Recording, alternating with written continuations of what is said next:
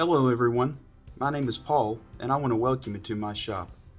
Although it may have some clutter here and there, this clutter will not affect the quality of the laser cutting and engraving. But there is something that will, and that is dirty mirrors and a dirty lens.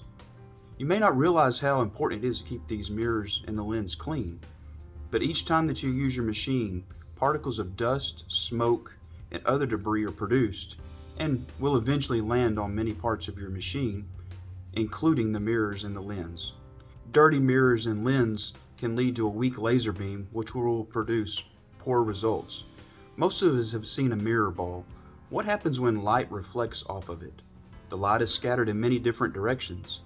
The same thing happens when the laser beam hits a dirty mirror or lens. It scatters, creating a poor beam.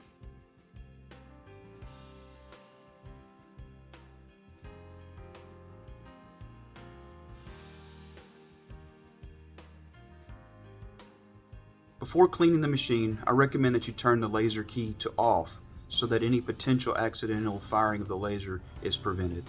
It's also a good idea to make sure to have the air circulating, and I will typically have the exhaust fan turned on so that any of the fumes will be removed from the machine. Let's start by cleaning mirror number 1. It's the mirror in the back left corner, and it's accessed through a side panel.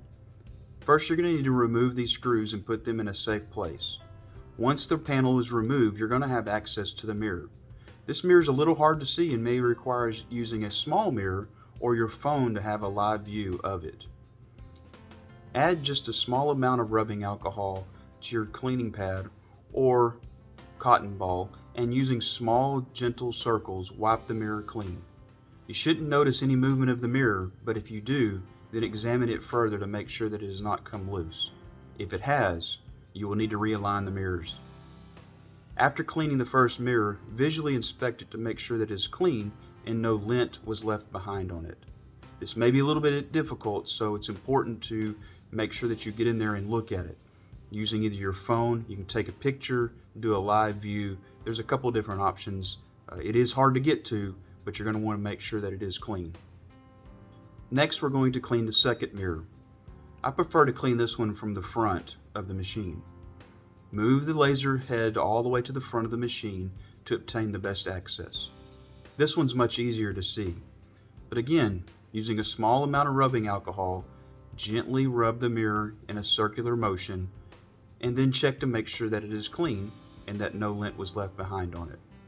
Again, there should be no movement within this mirror. If there is, you need to tighten the mirror back up and then recheck for alignment. The third mirror can be difficult to clean. For this one, I like to use a cotton swab with a small amount of rubbing alcohol on it. Insert it through the hole into where the mirror is and gently move the cotton swab around to clean the mirror. After you've done this, then visually inspect it to make sure that it is clean and that no lint was left behind. Now lower the bed a few inches and disconnect the air tube. In order to remove the air tube, push the blue ring in and gently pull the air tube out. And then you will turn the nozzle in a clockwise motion in order to remove it.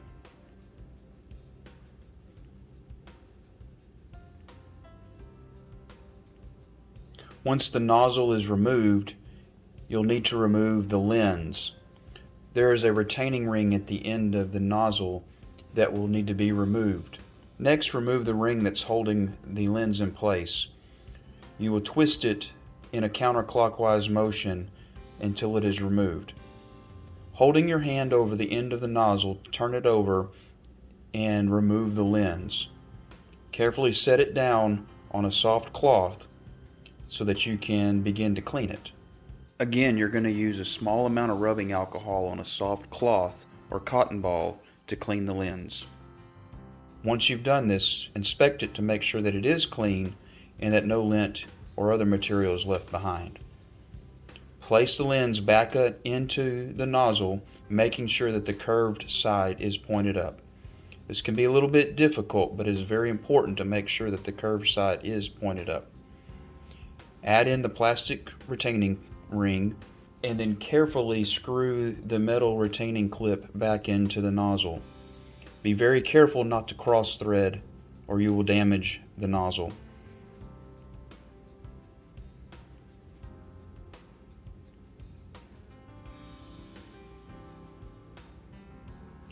Before placing it back on the end of the focal tube, I like to make sure that everything is clean. I'll take the camera and look up into the focal tube to make sure that everything looks good.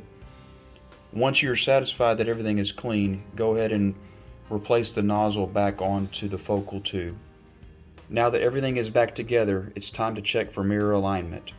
Place a piece of tape over the third mirror and pulse it to make sure that you are still centered. If it is not centered, then you will need to go back through the mirrors and realign them until it is centered. Now that you have a clean machine, it's time to get back to having fun.